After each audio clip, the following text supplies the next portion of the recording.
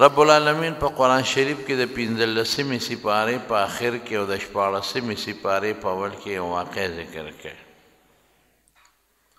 او هغه واقعه د حضرت موسی علیه السلام او د حضرت خضر ده او هغې کې ډېرې د عبرت خبرې دي ډېرې د عبرت الله پاک چې قرآن شریف کې یو شی ذکر کوي هغې کې ډېرې فایدې خو دې کې هم ډېرې د عبرت خبرې دي او د دې واقعې په آخر کې د یو نیک پلار ذکر دی او ما هم دا څو جمعې پرله پسې د نیکو متعلق او د ښو اعمالو متعلق بیان شروع کړی نو په هغه بنیاد دا واقعه درته ذکر کوم چې ستاسو زړه کې د نیک عمل جذبه پیدا شي او د نیک عمل او د ښه عمل ښه به ورته ووایو ستاسو په زړه کې محبت او مینه او رغبت پیدا شي چې د نیک عمل څونه فایدې دي یو پلار نیک عمل کوي یو نیکه نیک عمل کوي او د هغې فایدې قرآن شریف کې الله فرمایي چې د هغې فایدې الله د هغه بچو نسو ته رسوي نو چې ده ته به فایده څومره رسېږي دا بنیادي خبره تیره جمعه هم ما تاسو ته دا واقعات ذکر کړل تیره نه دا 3-4-5 جمعې پرله پسې چې یو سړی ښه عمل وکړي ده ته په دنیا کې به الله فایده رسوي او په آخرت کې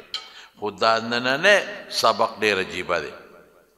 چې د یو نیک عمل د وجې د یو سړي د نیک عمل د وجې د هغه بچو ته الله یو ډېر لوی فایده رسوي او ناشنا فایده را وروستو چې واقعه کې راشو نو تاسو ته به زه ووایم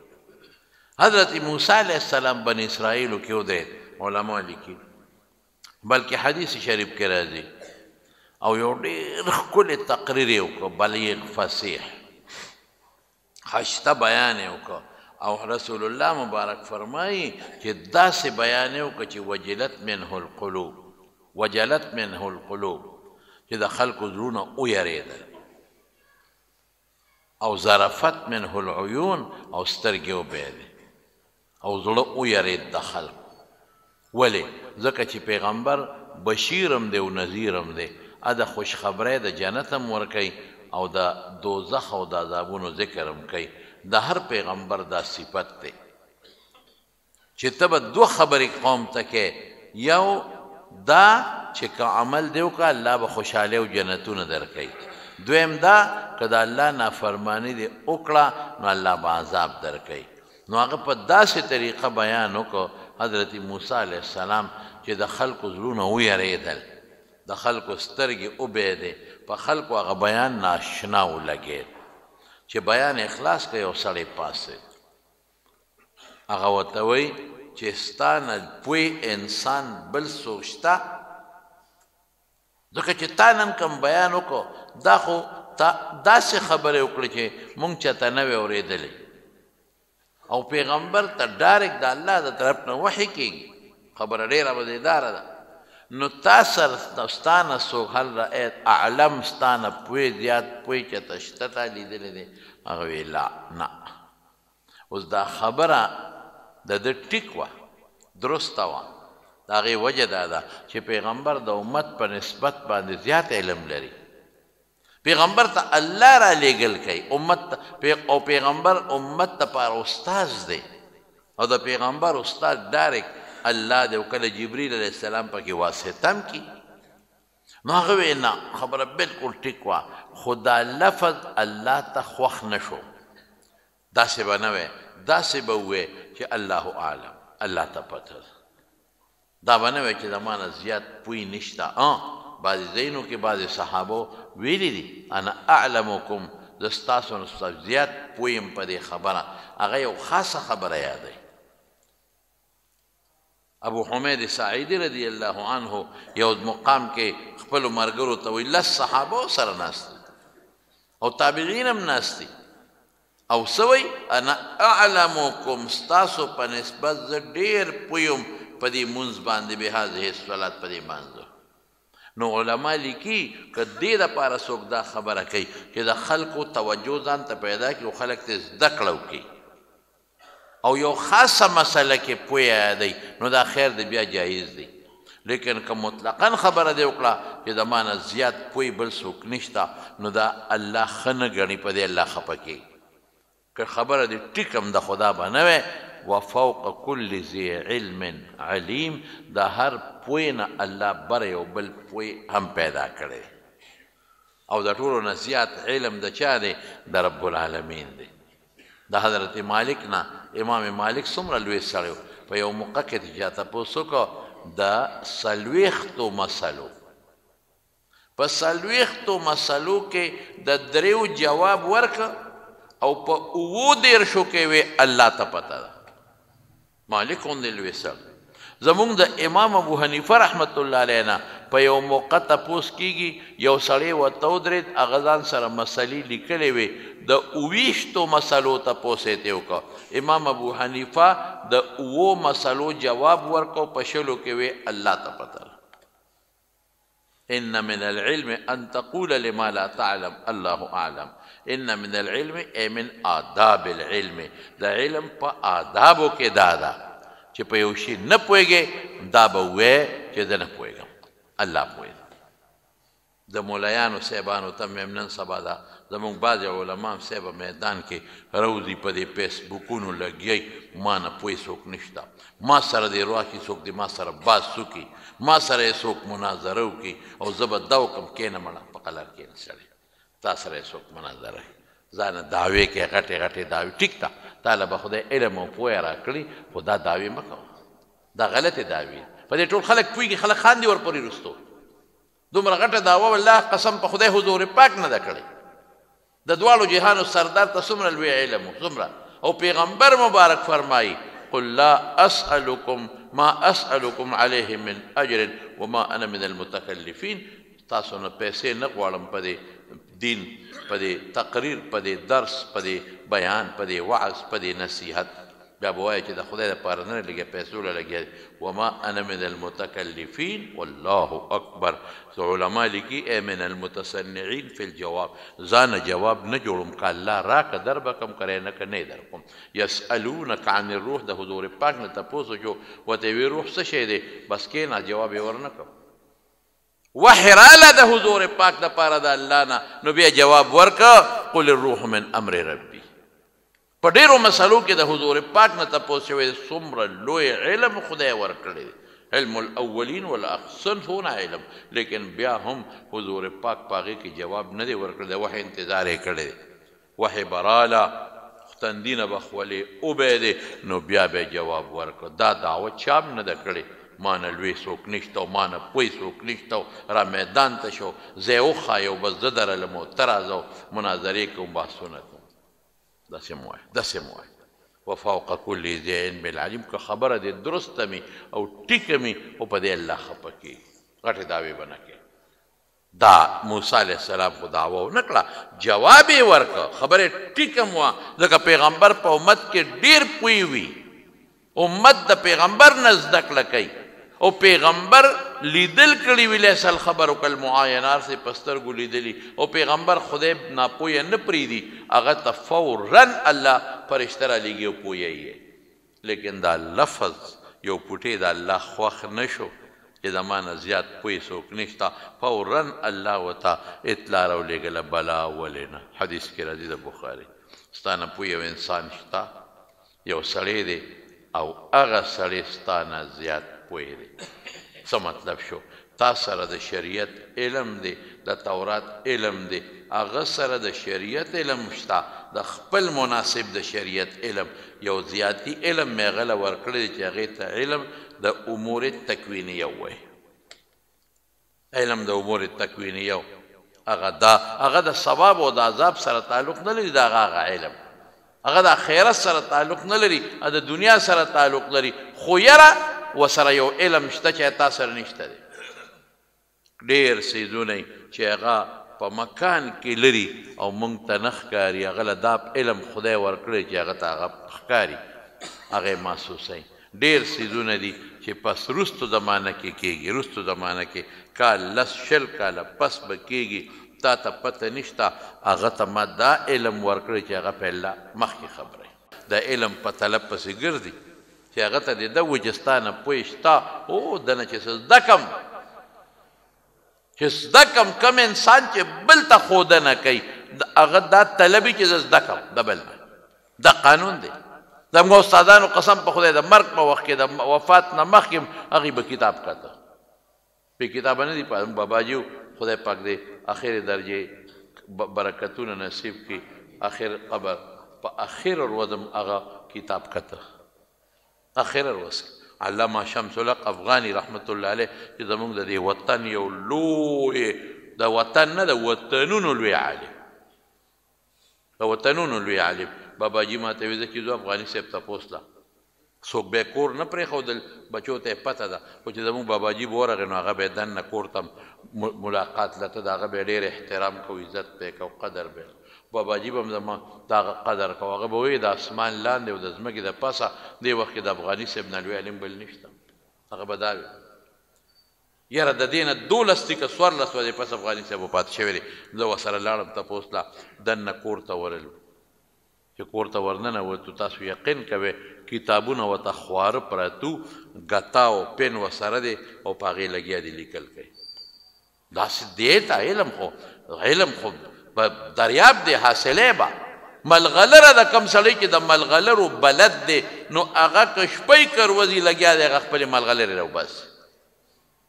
اوس علم لار ختم شو سه اوس کتاب څوک ګوري مطالعه څوک کوي دا شی ختم نو د علم طلب روان شوی ما ته الله وښایه چې زه دغه سړی به کوم ځای پیدا کړم هغه وی مجمع البحرین یو ځای دی د 2 دریابونو سنگم خیر اوس څوک یو ځای یادوي او څوک بل یادوي او 2 دریابونه ورته الله وښودل الله ته پته ده چې دا کوم 2 بحر اردن دی او دا بل بحر هند دی بهر کې زه دې کې خبرې نه کوم خو 2 دریابونه چې یو ځای کېږي الله کیف څنګه به د سره ملاقات کوم وی ځان سره یو کب واله روید شوی تیلی کې یې واچوه چې کوم ځای کې دا کب جمدی شو که هو سم دقلته وی دقه د قرآن شریف خبره دا نورې بعضې حدیثو کې هم شته او بعضې علما هم لیکلي دي په تفسیرونو کې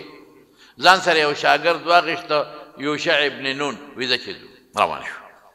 روان شو تلل یو ځای ته ورسېدل هلته ستړي شو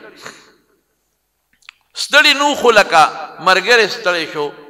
خو داسې ستړی نه و چې ګنې مخکې نه ځو هسې بعضې وخت کې سړی ستړي نه خو دمه کوي دا ستړي لفظ به د لرې کړم یو ځای ته ورسېدل هلته کې یو تږي ته ډډه ووانه حضرت موسی علیه بعضې وخت سړی ستړي نه و بیا مودي شي ښه دمه په کور کې پروت وي خو خوب بیا هم ورځي ودي هلته کې پرېوته وده شو هغه ملګری مخکې راپاڅېد یوشع ابن نون هغه تیلی کولاو کړه تیلی کې یوازې دغه کب نو دا روید شوی کب هم پکې و او نور خوراک هم پکې و نو هغې ویې دورېږه لږ خوراک به وکړو بیا چې موسی علیه السلام راویښ شي نو ځو به خو چې تیلی سینګ کولاو کړه اقه روید کب جمدی شو اړقېده دریاب ته یې ټوپ کړې او قرآن شریف کې الله فرمایي فاتخذ فی البحر سربا په دریاب کې یو سورنګ جوړ کړه داسې سورنګ چې استاد شاګرد ته دقسې لاس کړې دا 2 ګوتې بره مسواکې او دا لاندې مټۍ ګوتې یو سورنګ جوړ شو پکې لا فامسک الله جری عنه جریة الماء الله د اوبو هغه جریان او بیدل بند کړل او اقه سورنګ په دریاب کې جوړ شو دې ته معجزه وایي دا د موسی علیه السلام معجزه ده ګورئ دا معجزې بعضې خلک غلطه معنا کوي وایي چې د پیغمبر نه یو کار صادر شي هغې ته معجزه وایي دا کمزورې معنا ده کمه ده که د پیغمبر نه صادر شو یا د پیغمبر په مخ کې د هغه د منشا مطابق صادر شو نو هغې ته معجزه وایي لکه سلیمان علیه السلام سره چې میږی خبرې کړې دي نو ته به دا نه وایي چې دا د میږی معجزه وه هدهد خبرې کړې دي مولا جرګک نو دا به نه وایي چې د مولا جرګک معجزه وه دلته به دا نه وایي چې دا د کب معجزه وه دا د موسی علیه السلام یا دا شاګرد یوشع ابن نون دلم الله پیغمبري وروسته ورکړې ده بنا بر قول راجحه یاره د معجزه ده سیبه هغه سورنګ جوړ شو چې وخت تیر شو د شاګرد نه خدای خبره یې راکړه یېره شو موسی علیه السلام ملګري ته وایي ځه چې ځو چې باقي سفر کوو روان دي ستړي شو دغه ځای پورې ستړي نو دا ځکه ما وختي خبره وکړه چې زما دا خبره به زه بدله کړم لاړل ښه چې یو ځای ته ورسېدل نو ستړي شو نو هلته کېناستل نو ملګري ته وی آتنا غداءنا لقد لقینا من سفرنا هذا نصبا وی ناشته راوړه ستړي شو موږ په دې سفر کې او حضور پاک فرمایي ښه حدیث دی چې هغه وخته پورې چې هغه تیږې ته یې ډډه والې وه ستړې نو هغې مقام و هلته هغه د سړی و خو دوی پرې پوه نه شو دې نه پس چې لاړل نو ستړي شو هلته یې هسې ډډه وواله ما خو تا ته وایي چې بعضې وخت سړی ستړي نه په کور کې پروت یې هسې بیسه او دی ما روده کېږي او راویښېږي اوده کېږي او راویښېږي چې هلته لاړل او نو شاګرد ورته وایي چې وی ناشته راوړه هغه تیلی ته ګوتې کړې اوهو ما نه خو موسی د الله رسوله ما نه خو یېره وه مونږ خو چې کوم ځای ډډه والې وه او توده وې ما تیلی کوله وکړه نو کپ دریاب ته ټوپ کړی دی او دریاب کې سورنګ جوړ دی وما انسانیه الا شیطان ان اذکره ما نه شیطان دا خبره یېره کړه شیطان لکې وسوسې واچولې بس یېره مې شوه بس موسی علیه السلام پوه شو هغه غوسه ونه کړه حالانکې غوسه ناک سړی و موسی علیه السلام جذباتي انسان و غوسه ځکه نه شوه چې الله بس ما ویلي دي چې د ما نه پوه څوک نشته اوس لږ لږ مې کړی چې بیا داسې نه کوم نو موسی علیه السلام ذلک ما کنا نبغي فارتد على آثارهما قصصا وی بس چې مونږ کوم ځای ته راغلي وم دقه ځای و زه چې ځو واپس رالل چې واپس رالل هغه ځای ته نو علماء لیکلي علامه عیني هم لیکلي دي حافظ ابن حجر فتح الباري کې نور علماء هم لیکلي دي هغه سورنګ کولاو شوی و نور هم هغه نور هم کولاو شوی هغې نه دونه سورنګ جوړ شوی چې انسان پکې مزل هم کولی شي د دریاب ویښ ته رسېدلی و بس دواړه په هغه سورنګ کې ورننوتل او مخکې یو جزیره و هغې ته ورورسېده چې جزیرې ته لاړل حضور پاک فرمایي په جزیره کې یو سړی وده هم لاستو یا وده یا ویښ هم لاستو او څادر یې په ځانه چولی او نیم څادر یې د خپو لاندې راتاو کړی دی نیم یې د سر لاندې تاو کړی ځان یې پټ کړی دی حضرت موسی علیه السلام چې څنګه ورغی نو لاول یې پې سلام واچو السلام علیکم ورحمت الله ما سلام به غلی چې که څوک ودي په زور به سلام نه اچوي ولې چې د خوبه ونه دي او سلام دا فایده ده که دی ویښي نو دی به راپاسي چې سلام یې څنګه واچو هغه ویښ هغه سر راښکاره کړه وی انا بارضک السلام دلته سلام کم دی دلته خو څوک سلام نه پیژني تا سلام څنګه واچو څوک یې هغه وی انا موسی وی زه موسی یم وی موسی بني اسرائیل د بني اسرائیلو موسی او که بل څوک وی او د بني اسرائیلو موسی وی څه له راغلې وی دې له راغلی ما چې زه ستانه څه زده کړم دې لپاره راغلی دې نه علما معلومه چې ګورې هغه سره علم د امور تکوینیه و خو د غیب علم ورسره نو عالم الغیب ذاتي هغه الله دی هغه بل چا سره نشته یعنې بیا دنه تپوس ولې کوو چې دلته خو سلام نشته تا سلام څنګه واچو تپوس یې ته ولې کوو چې څوک یې موسی د بني اسرائیل وی بیا خو به ورته پته وه چې دا څوک دی او دا څوک نه دی وی او څه له راغلې وی دې له راغلې م چې ستا نه څه زده کړم داسې یو شی د نه زده کړم چې هغه ماله فایده ورسوي رشد چې ماله یو فایده راکړي داسې یو شی د نه زده کړم هغه وی انک لن تستطیع معي الصبر وی ته ما سره صبر نشې کولی او بیا ورته څه وی ای موسی تا له خدای یو علم درکړی چې زما نشته دا حضور پاک فرمایي بخاري مسلم کې او ماله چې خدای کم علم راکړی دی هغه ستا نشته ستا په علم زه نه یم مکلف هغه زمانه کې به د یو قوم دپاره یو پیغمبر او د بل قوم دپاره بل پیغمبر د حضرت خضر په نبوت او په ولایت کې هم اختلاف دی بعضې حضرات وایي چې دی ولی د خدای دی نیک انسان دی او پیغمبر نه دی او راجح قول دا دی چې دا پیغمبر دی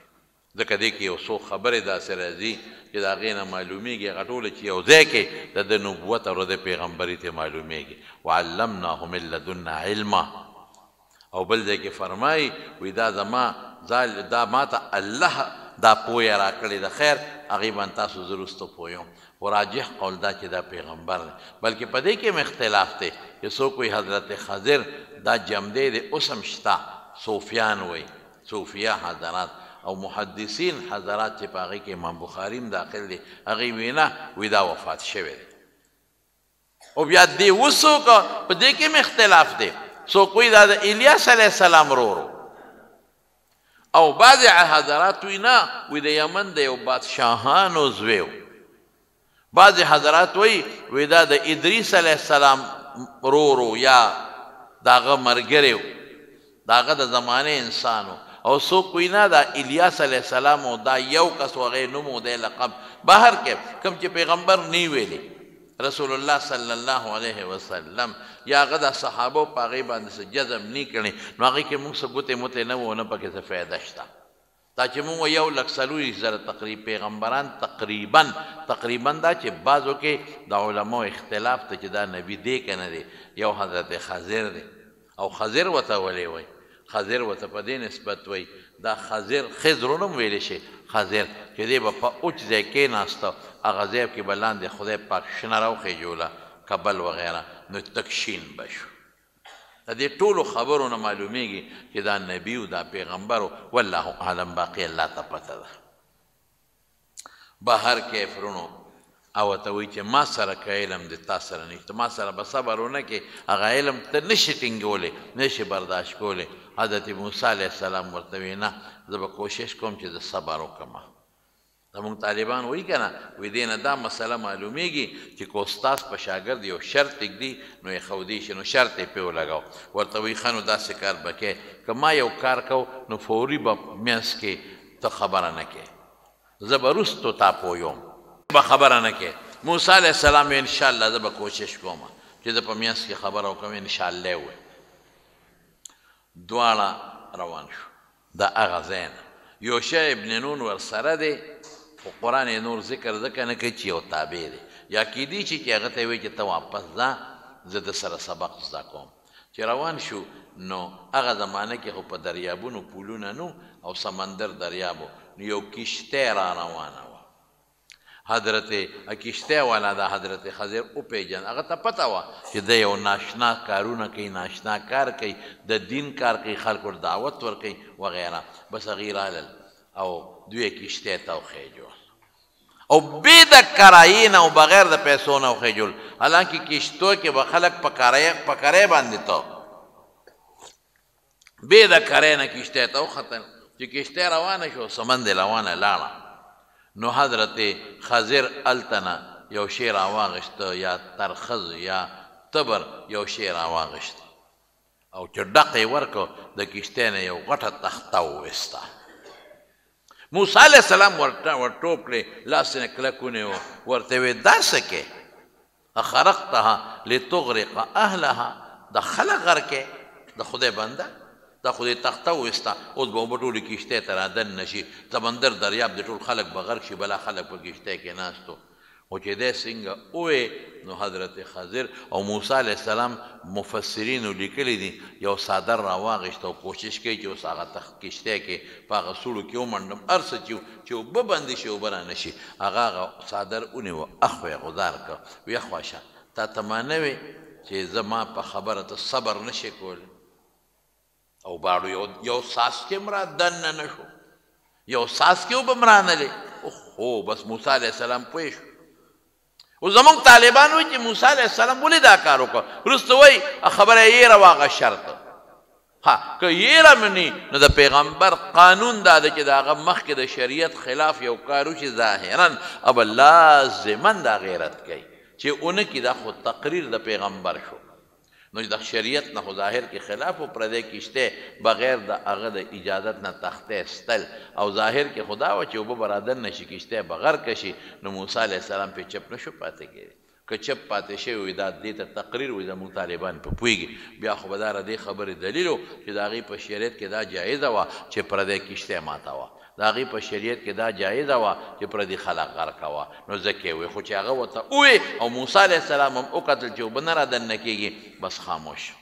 نو حضرت خضر دې وخت کې یو مرغۍ راله د کشتۍ په غاړه کېناسته یو مښوکې یې ورښکته کړه یو ټونګه ویواله او د هغې نه په مښوکې کې اوبه راواغېستې یو لاړه حضرت خضر موسی علیه السلام ته ای موسی وی دې کشتۍ د مرغۍ چې په دې مښوکه کې دا کم ساس کې راواغېسته که نه دا اساس کې وی که زما علم او ستا علم او د دې ټول مخلوق علم را یو ځای کې که نه دا ساس کې چې د دریاب په مقابله کې څومره دی د دې ټول دریاب د خدای د علم مقابله کې زمونږ دا دام رم نه دی ګورئ مطلب دا دعوه به نه کوي چې زما نه پوی څوک نشته د ټولو نه زیات پوی او علم په دن او بهر او په ځمکه او د ځمکې په تخمونو او په دې اونو په دې بوټو د چا دی د الله پاک قرآن شریف کې الله فرمایي ما یو بوټی کرلی دی مثال په طور په یو ګمله کې د ګلاب چې راغونډې کې نو ټولې پکې 100 یا 200 پاڼې بني او هغه پاڼې غورځوي ما ته پته نشته چې څو پاڼې غورځولې ما کرلی دی یو بوټی دی او قرآن کې لا ما تسقط من ورقة الا یعلمها په دې ټوله دنیا کې ځنګلونو کې په دې ټولو چمنونو کې او په دې ټولو باغونو پټو کې یو ځای کا چې څومره دنیا د غرونه دي چې څومره پاڼې پریوزي الله ته پته ده الله وی ولا حبة فی ظلمات الارض الله د ځمکې په تل کې زمیندار یو موټی دانې راولي او وینولي ورته وی هغه دانې راغونډې که قسم دی کې درته راغونډې کې هغه خاورو کې غیبې شوې په دې خاورو کې دننه چې څومره تخمونه دي بعضې داسې تخمونه دي چې هغه موږ ته په نظر هم نه راځي لکه د خریړي تخم داسې تخم لکه د څه ورته وي د دې کبل او د دې دربو دا نري نري تخمونه موږ ته اړو په نظر نه راځي د الله په ذات قسم چې دا ټول الله ته معلوم دی د الله داسې علم نه دی صاحبه دا ټول مخلوق پرشتې او کائنات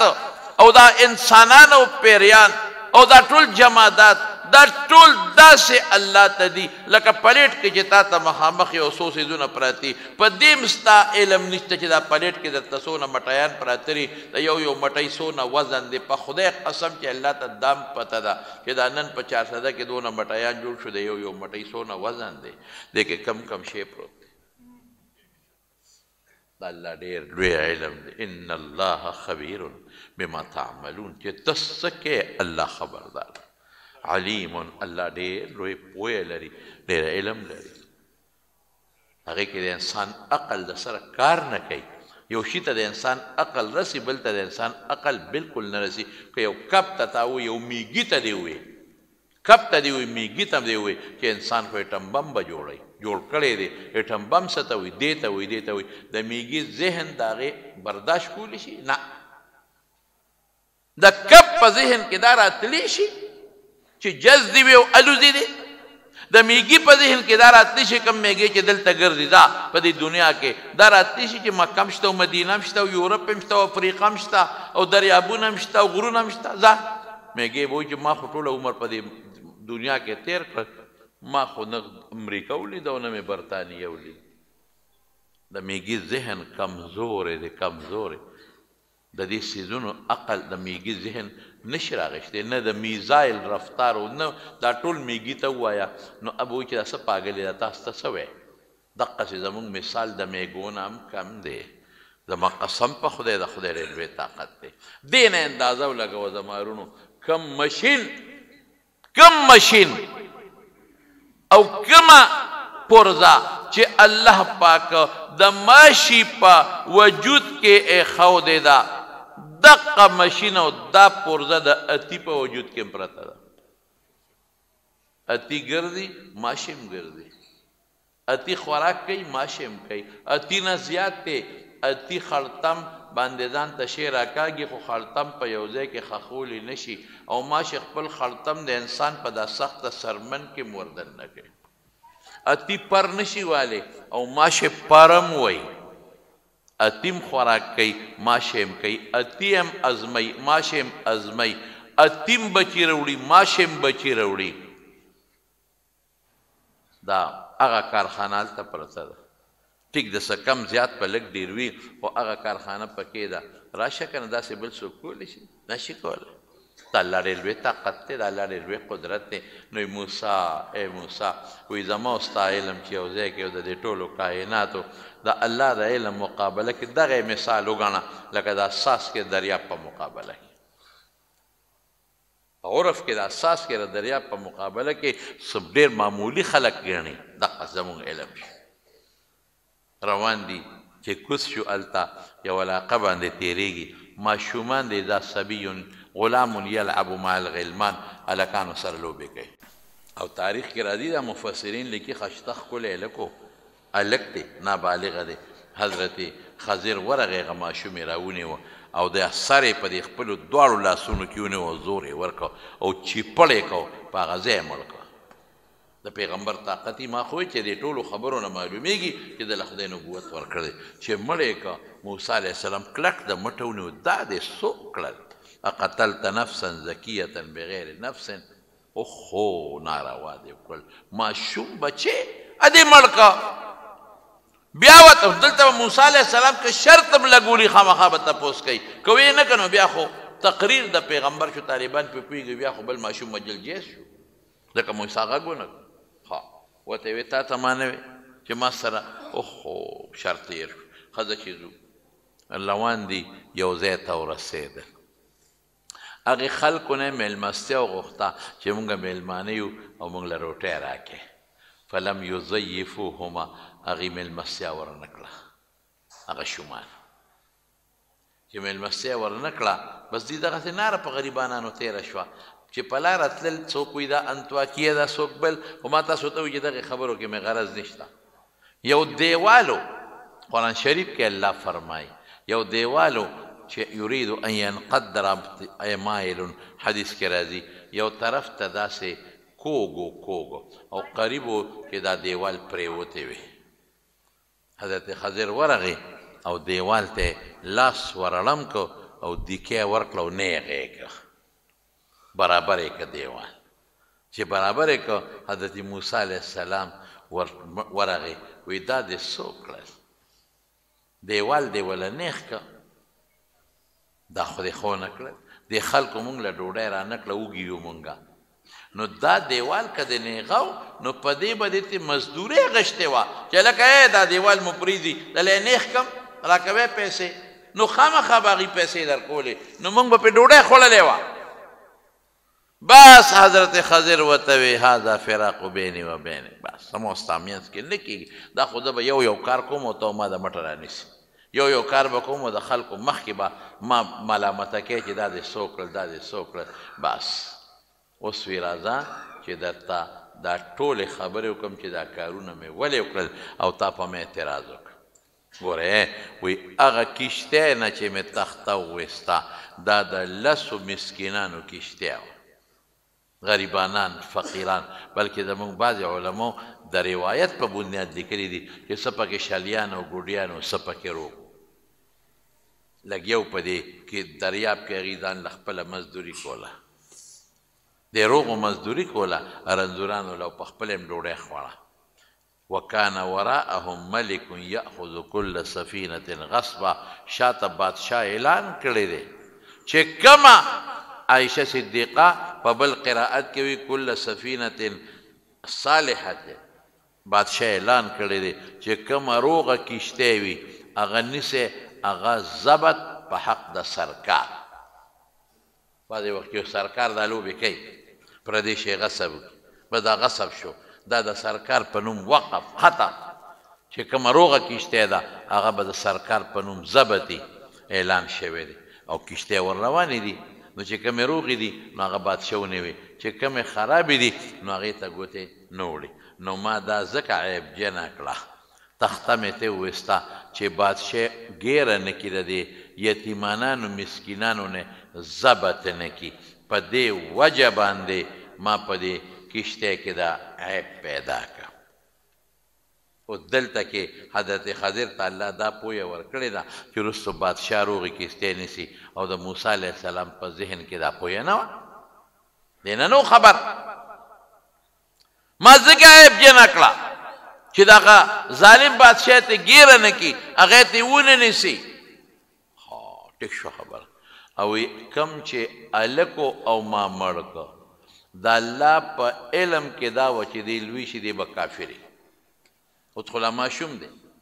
او دی به د مور او پلار د ګمراهۍ ذریعه ګرځي مور او پلار به د ده د وجې نه ګمراهان کېږي اوس یې مور او پلار مسلمانان دي ګمراهان به شي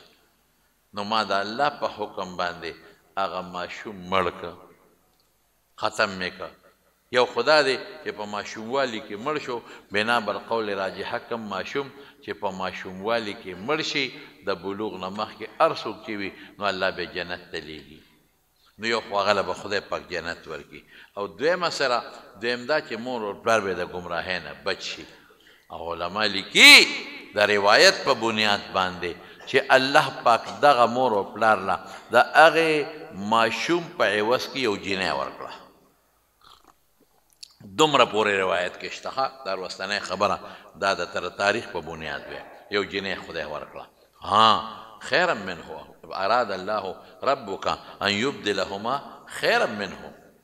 زکاتا څنګه دی واقرب رحمه دی که غالبا خدای ولې یو جینۍ ورکړه اوس به ته وایې چې ښه دا هلک په ځای جینۍ شو دا هلک په ځای جینۍ نن سبا خو موږ هلکانو ته خوشحالي یقینا هلکانو ته خوشحالي پکار ده ولې پکار ده هلکانو په شانتې ځکه ستا وارث شو جینۍ خو د بل د کور د لاړه چې بچی دی نه نو مال به د ورونو ته نورو ته پاتې شي نمبر دو چې هلک پیدا شي نسب دی باقي پاتې شو چې جنکۍ وي جنکۍ ختمې شوې نسب ختم شو به دا سړی یو څه موده پس لاړ چې ختم شي نو هلک خو بهتر دی خو د امین په شان هلک نه بشرجان ته ښه دی بشرجان ته په دې ښه دی چې نعتونه وایي هم نعتونه وایي خو ټول یې د ده نه زده کړی نو هلک بهتري زما ورونو خلک خوشحالېږي خو خفه کېږي مه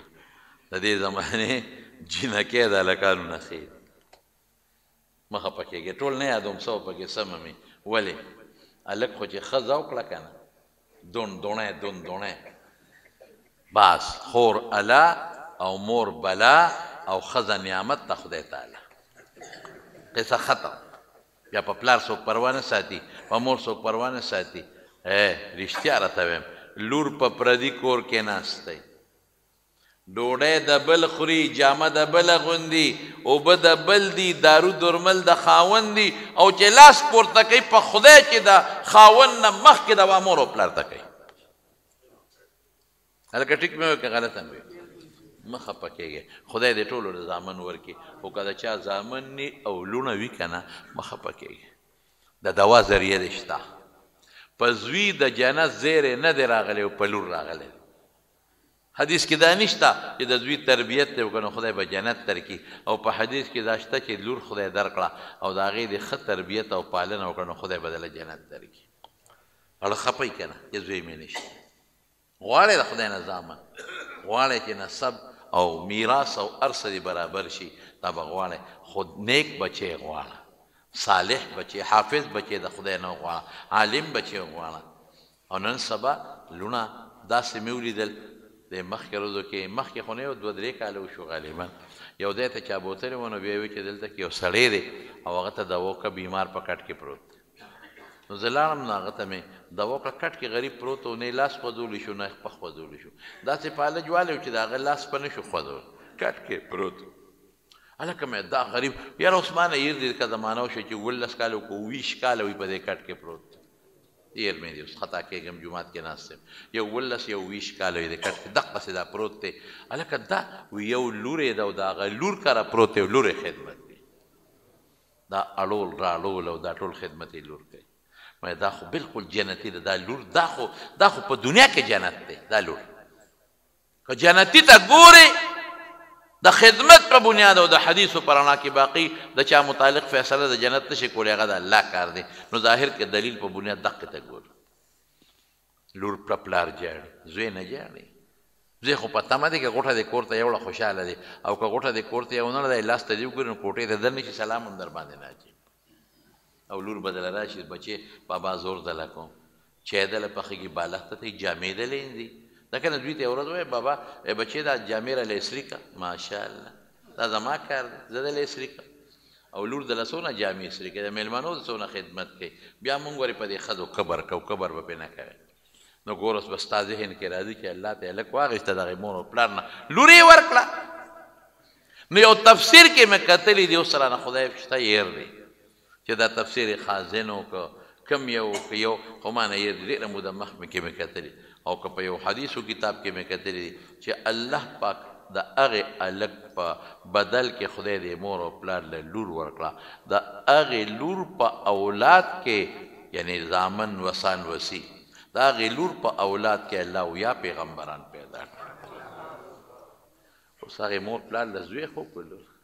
نو ډېر کله ته داسې وي د چا زوی مړ شي نو دی ورپسې خپی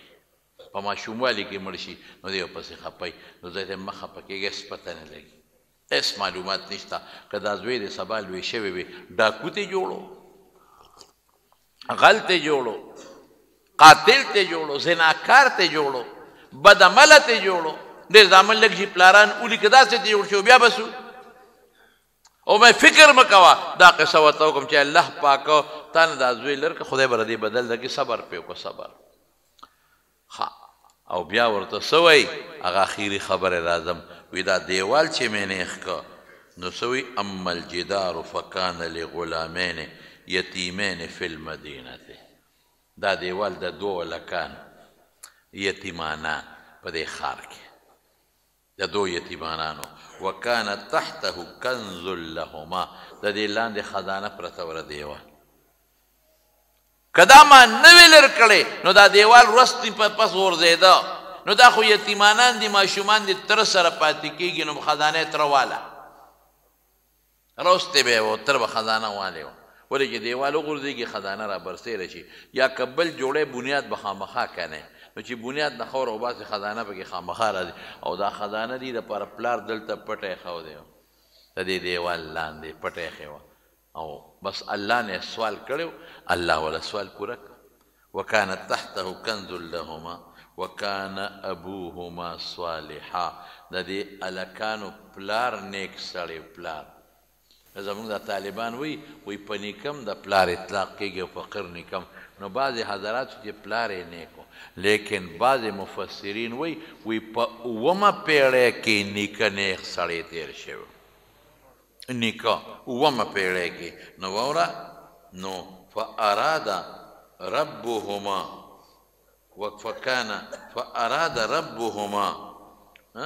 فاراد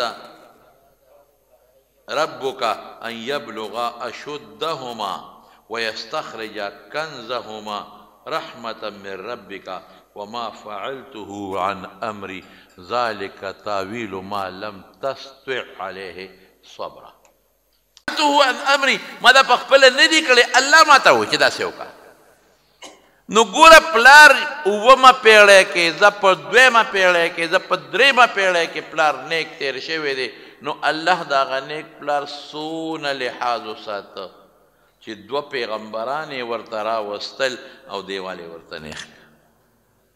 په پیغمبر دیوال نیغول زما وروڼو نیک عمل ته اوس ګوره که یو سړي پلار زموږ علما لیکي وایي چې یو انسان نیک عمل وکړي د هغه اوو پشتو پورې به د هغه د اولاد له الله برکتونه او خیریتونه ورکوي د اشعة اللمحات کې دا د مشکات محشي دی شیخ عبدالحق دهلوي لیکلی دی په دې کتاب العلم کې خدا ما ډېره موده مخکې چې مشکات خو نو دا ما کتلی دی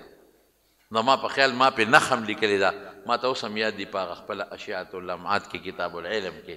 نو هلته څه وایي یو دا شیخ عبدالحق دهلوي لوی عالم هم او نیک سړی م او وایي چې کوم سړی علم وکړي که نه نو اوو پشتو پورې د هغه په بچو پسې علم منډې وي اوو پشتو پورې بچي ته وایي علم وکړه خو عالم به عمل دا یو شرط پکې علم وکړه هغه ونه کړي بل ولا زوی نوسې راټینګ کړي علم منډې څه معنا دا علم لګیا دی دله پړه کې رغبت پیدا کېږي دا معنا علم وکړه چې اوو پیړو پورې دکې نوسو کې څوک علم ونه کړي نو علم ته بیا مخه والی وي زس پېره خپل کار کوه د عالم پلار برکات دغه دقه زما وروڼو چې وکانه ابوهما صالحا اومه پیړۍ کې نیکه نیک سړی اوه پیړۍ پس الله موسی علیه السلام او حضرت خضر دوه پیغمبران رالیږي او دیوال نیغی نو چې الله د دقې سړي د دې نیک عمل دومره لحاظ په دنیا کې کوي نو آخرت کې به څه نه کوي او هغه له به څه نه ورکوي د دې وجې نه زما ورو نیک عمل کوي بس هر انسان له پکار دی چې دی نیک عمل وکړي د دې برکت به دې زوی ته میلاویږي د دې برکت به یونیورسټي ته میلاویږي او چې بد عمل کوې نو تالم نقصان شو بچي ته اوو پشتو پورې به سپېره توب لاندې روانې مولا علي قاري لیکلی دي بله حواله مې ذهن ته راله صاحب د مرقات د بالوالدین د دې دا کم په مشکات جلد ثاني کې چې کوم دا مور او پلار متعلق دا روایات دقه ځای لیکلي دا ماته یاد دي ما په خپل مرقات په دې سرورق د هغې حواله لیکلې کرښه مې پرې راښکلې ده څه وایي چې کوم انسان د مور او پلار نه ازاري شو اوو پشتو پورې به سپېره توب لاندې راوړي اوو پشتو پورې او که دی وایي چې زمونږ نیکه کړی مونږ خو نه دی کړی دی دې لاړ شي د هغه نیکه قبر له دې ځي او هلته تلاوت کوي نیکی دې کوي ثوابونه دې کوي نو خدای به دې خلاص کړي اوو پشتو پورې سپېره توب به او چې کوم انسان د مور او پلار قدر وکړي احترام وکړي عزت وکړي اوو پشتو پورې سعادت او خوشبختي به په دې اولاد کې لاندې روانه مولا علي قاري لوی سړی دی هغه لیکلي کته یې شوی ګوره نو زما نو نیک عمل ډېر ښه شی دی خدای دې موږ له د نیک عمل توفیق راکړي زه انشاءالله دې کې څه خبرې نور نشته بیا به درته وکړم خو نیک عمل ښه عمل به ووایم نیک یوازې نه ښه عمل به ورته ووایم هغه عمل چې د الله او د رسول د منشا مطابق وي بس کم عمل چې د الله او د رسول د منشا مطابق نه دې ته خراب عمل وي د هغې نه د الله مونږ وساتي بس پوټې عمل لکوټې غوندې چې څوک سلام در باندې واچي وایي وعلیکم السلام ورحمة الله وبرکاته چې وایي وعلیکم السلام لس نیکۍ شوې که وایي ورحمة الله شل نیکۍ شوې که وایي برکاته دېرش نیکۍ شوې دا سپک مه ګڼئ بجلی راشي وایي الحمدلله ثواب دې وګټه دا هم نیک عمل دی او که چرتې بجلی لاړه خلک وایي اوهو هلکه اوهو خو چې شیطان ټیز واچي هغې ته وایي چې بجلی لاړ شي وایي انا لله و انا الیه راجعون نو خدای پاک به دله اجر درکړي ثواب به پرې خدای درکړي نیک عمل به سپک نه ګڼئ الله دې مونږ ټولو له د نیکو اعمالو توفیق راکړي او د بدو اعمالو نه الله زموږ حفاظت نصیب کړي د روح الله رور بیمار دی د روح الله زمونږ دلته راځي پېښور کې کبانو کار کوي رور یې مونږ له منزل راځي الله دې ورله روغ صحت او شفا ورکړي او زمونږ د بادر خان چې دی دا زمونږ ملګری دا منزل راځي د هغه نه څه کاغذونه روک شوي دي او هم کاغذونه دي داسې واړه خبره نه ده هغه ته هم لږه دعا وکړئ چې الله یې ول را پیدا کړي الله یې د پریشانۍ په خوشحالو باندې بدله کړي قادر خان دی بیمار دی هغه ته هم دعا وکړئ چې الله روغ صحت ورکړي نجیب الله خان بیمار دی د خپو تکلیف یې دی زموږ مستقل د جمع ملګری دی الله ته ول روغ صحت ورکړي شفا ورکړي څوک چې بیماران دی الله روغ صحتونه او شفا ورکړي د قاسم خیلو د کندي حبیب کاکا وفات شوی او جون کلي کې یو زنانه وفات وه الله دې مغفرتونه نصیب کړي او الله یې د آخرت خوشحالۍ نصیب کړي او الله تعالی دې د دنیا او آخر بچو له دې خدای پاک د دنیا او آخر برکات ورکړي او الله یې صبر ورکړي زموږ نور دوستان دي یو ځای بل ځای نه ده زموږ دوستان دي حمیدالله صاحب دي پېښور نه راځي راغلي دي نور هم ملګري دي د پرې لرې لرې ځای نه راغلي دي الله ټول په یو یو قدم باندې اجرونه برکتونه او خوشحالۍ ورکړي زما یو بل دوست دی او غریب په دغه کې پروت دی په آی سی یو کې پروت دی او پیر صاحب ورته پیر صاحب مونږ وایو د دې کارخانو مارکیټ ته دغه علاقې دی او مخکې مونږ له یو هفته مخکې روټۍ وکړه مونږ لاړو نور ملګري م راغوښتي وو ډېر ښه انسان دی بس دا شیوچي چې دا څه ورته وایي دا ماشی ډینګ یو چیچه او بس هغې سره کمزوری شو بیا ته ما په خیال درزم خوړلی دی هغه وایرس یې په ټول وجود کې خواره شو رفیع الله نومې دی رفیع الله پیر صاحب اوس غریب په آی سی یو کې بېهوشه پروت دی پیپونه لګېدلي نه خبرې کولی چې نه څوک پېژني سم دم روغ سړی او بېهوشه پروت دی په ناتویس کې لږ د زړه د اخلاص نه هغه ته هم دعا کوي چې الله روغ صحت ورکړي الله ته له شفا ورکړي اللهم اشفه شفاء عاجلا لا شفاء الا شفاءك شفاء لا يغادر سقما وانت ارحم الراحمين بل د دې تېر شوي جمعه کې خو د نوم لږ بغل ته روم ټسټونو له خو د دې نه مخکې زموږ یو ډېر قریبي شاګرد مولانا قاری عبدالسلام صاحب غریب وفات شو او تاسو ته پته مې ځکه چې خبره خوره شوې وه نو هغه هم بچي دي بس دعا ورته وکړئ چې رب دا چا چې ظلم کړي هغه خدای پرېږدي نه الله به سزا ورکړي ظالمان خدای نه پرېږدي خو دعا وکړئ هغه ته چې الله په قبر انوار نازل کړي دغه شهادت یې خدای قبول کړي او رب العالمین چې څومره بچي دي وارثان دي الله صبر وله ورکړي برحمتک یا ارحم